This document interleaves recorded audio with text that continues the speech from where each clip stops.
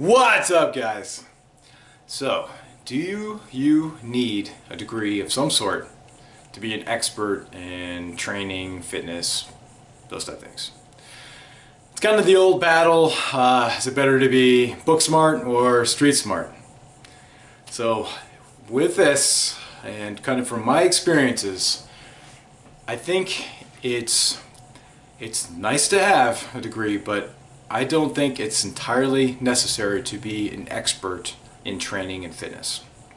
And so let me kind of go into some of the reasons that I think why. And first, really most everything that I've learned about strength training is due to training with people that are very knowledgeable, people that have been there, done that, and I didn't really bank on a heck of a lot that I learned in school. And the sad thing is, I look back at all my education and my degree in exercise science, as I've mentioned before. There's really only, a handful of classes that I think were truly necessary anyhow. Of all the education from kindergarten through getting my bachelor's degree, it's crazy, but I think there's probably, and most of them are college, of course, but I don't know, 6, 7, maybe 8 classes total that I think were really necessary for me, or helpful to me, at least. I wouldn't even say necessary. As far as becoming knowledgeable in strength training, that's not a heck of a lot, really. After all that education, from the time you're 5 years old all the way till, well, it took me to 23. So whatever. So that's something and also one of the things that I found as well is I think sometimes education sometimes it can be limiting. You're only as good as the information that's available out there, right? And the studies that have been out there that have been done. So I think people get into a mindset. It's like, well, these are the things that can be done, and because the science says this, but the science hasn't been found yet to help further the boundary.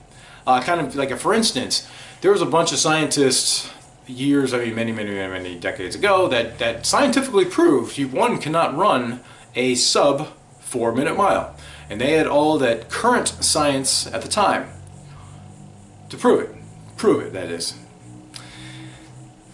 Lo and behold, 4-minute mile is broken, and broken and broken and broken. Repeatedly. It's not even. It's still a great mark for someone to do. Don't get me wrong, but it's the science is wrong back then. Okay, so I think it gets people to not think beyond what's already available as far as information.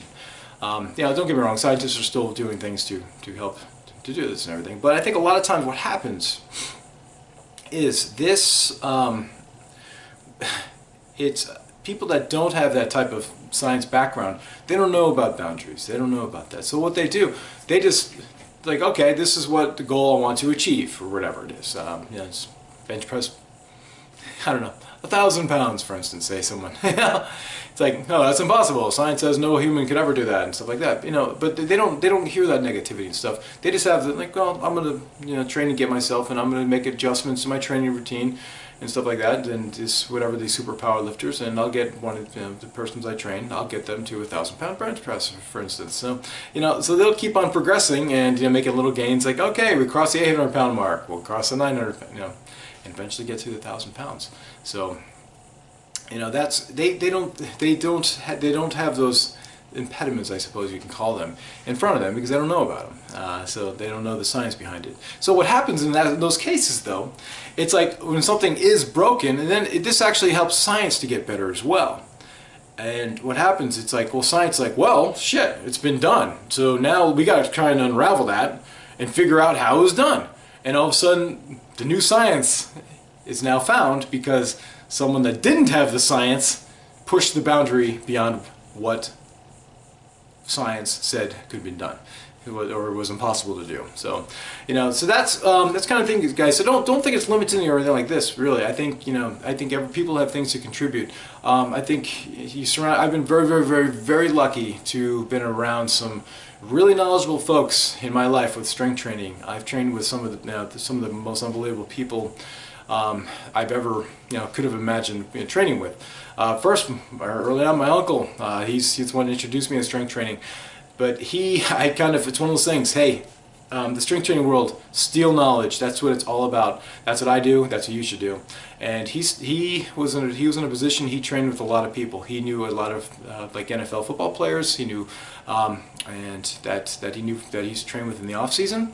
I remember when I was a kid, this is crazy, but when I first started lifting, like he gave me a copy. He's like, yeah, I got this from, I can't remember which player, but we had the off-season workout program for the Pittsburgh Steelers, for the 1980s, but it wasn't like the 70s golden era of the Steelers, but whatever, but that was useful information that I put in there and stuff, and a lot of it is actually still good today. Stuff that I learned back then.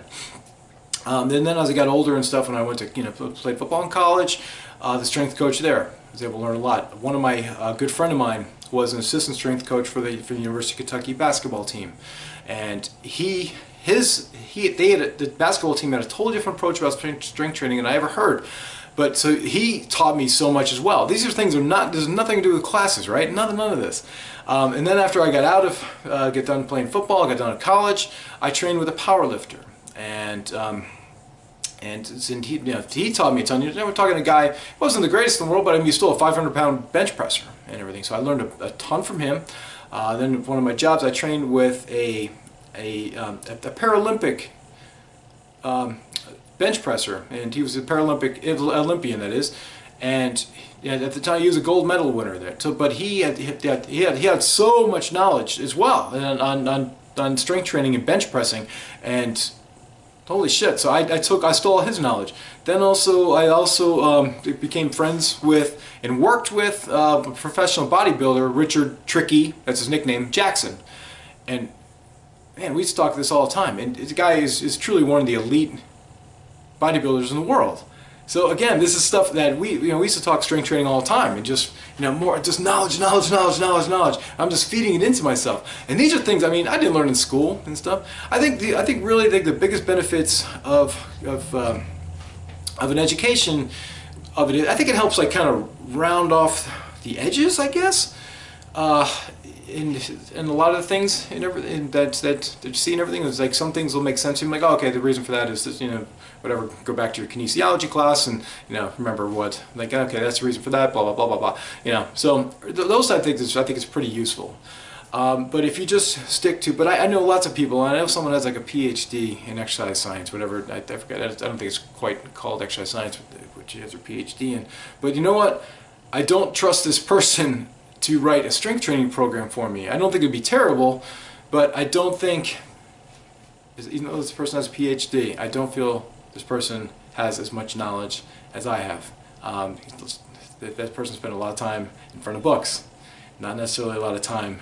I mean, this person trains, don't get me wrong, but not a lot of time with others and learning.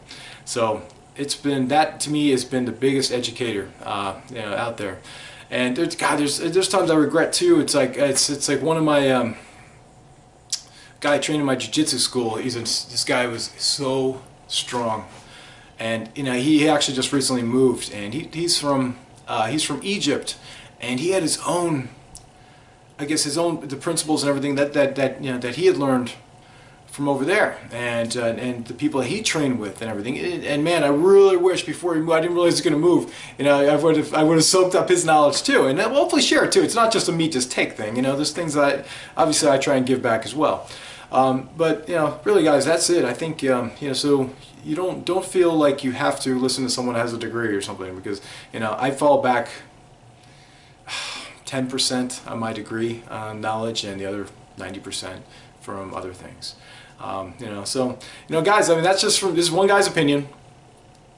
Talk to others. That's as well. But just I'm sure there's people that are in the science world and in the academic world that are really tremendous and do a great job and everything. But I think just getting getting your hands dirty with someone, with people that actually really know the stuff. And again, not some folks like your older brother who has a weight set down in the garage, not some guy who just got his, or girl or whoever, that they got his CrossFit certification last weekend, but people that have real world experience and everything, and just be a sponge, man. Be a sponge. I love it. I just I can't get enough of it. And hey, that's what I'm trying to use this channel now to kind of give back to all of you guys, and give some of this knowledge. And if you have any questions about things, guys, just ask, and hopefully I can bring some light to them. All right, guys, I have to go get changed. I am going to jiu-jitsu, so that's the whole point of this channel. Get stronger for jiu-jitsu. All right, we'll talk to you soon. And hey, if you've yet to subscribe to my channel, please do so. Ooosss.